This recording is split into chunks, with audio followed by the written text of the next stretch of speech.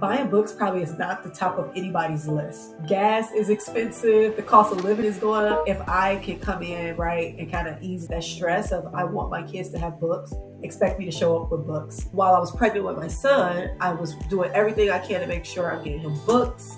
The research that I was doing around like literacy and how important it is to start from the beginning, I had this grand idea that I should start a book drive, but only get books that are written by Black authors that are sharing Black stories in a positive way. I think we want our kids to know how to read, but we're not giving them access to books that they actually want to read. I never really remember reading books that were written by Black authors or that had positive representation. We read books in class that were about the civil rights movement, that was about slavery.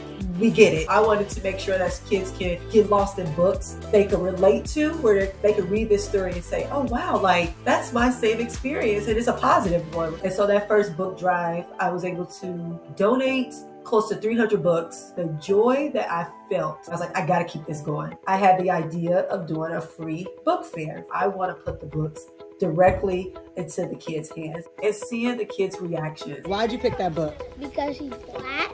Okay. And also it's a good story. They felt valued, they felt affirmed. If I knew at an early age that I could do and be anything, because now I'm reading stories, seeing Black women as engineers. I think about me and I think about all the other little people, what that can do for them, because they are constantly seeing themselves in the books that they read. They know that they matter and they know they can do and be anything. Not just Black kids. Those kids who aren't Black, they get to read these stories and now they can see Black people in a different light.